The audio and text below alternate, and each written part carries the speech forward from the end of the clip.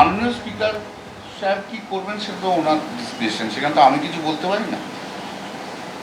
তো কমপ্লেনটাই করেছেন যে কবে আমি গালাগালটা দিয়েছি সেটা লিখেছে। আগে কখনো মনে হলে তো ওরকম ভাবে হয় না, হঠাৎ 4th মের পর থেকে বিজেপি যেমন সবাইকে আগে কখনো মনে হলো করছে, তা উনিও ওনার মতো আগের মতো কোনো মনে হলো বললে তো হবে না। সবকিছু তো একটা নিয়ম আছে।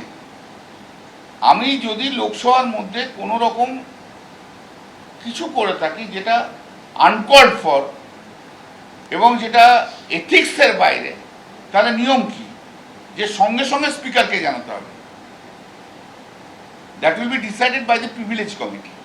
অভিযোগগুলো মিথ্যে, কিন্তু ওনাকে একটা গ্রাউন্ড তৈরি করতে হচ্ছে একটা কোনো রকম ভাবে।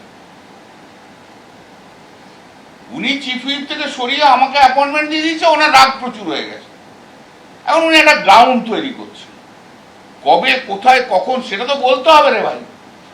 তো তাকে আমি যদি বলে থাকি তাহলে কখন বলেছে, আর ওকে বলবো কখন? ওর অ্যাটেন্ডেন্স এত পুয়ার না, কোথায় কাকে বলবো, থাকে কোথায়, হাউসেই তো থাকতো না।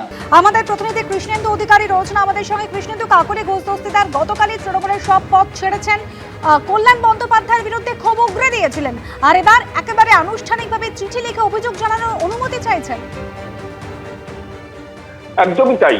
কাকলি ঘোষ দস্তিদার লোকসভা স্পিকার ওম বিড়লার কাছে একটা চিঠি পাঠিয়েছেন, তারই লেটার হেডে, সাংসদের লেটার হেডে, এবং সেখানে লিখেছেন তিনি যে কল্যাণ বন্দ্যোপাধ্যায়ের নাম করে দলেরই সাংসদ, তার বিরুদ্ধে তিনি অভিযোগ করতে চান এবং তার অনুমতি দরকার।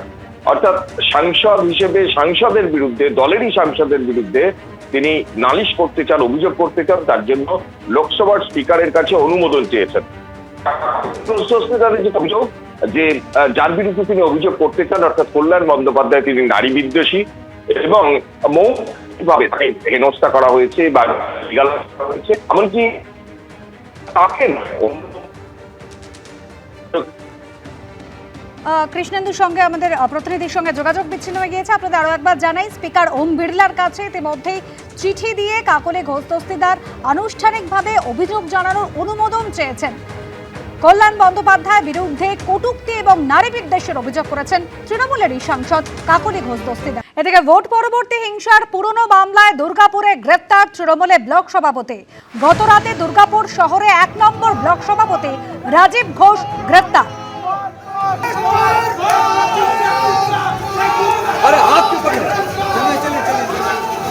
এবিপি আনন্দ, এগিয়ে থাকে, এগিয়ে রাখে।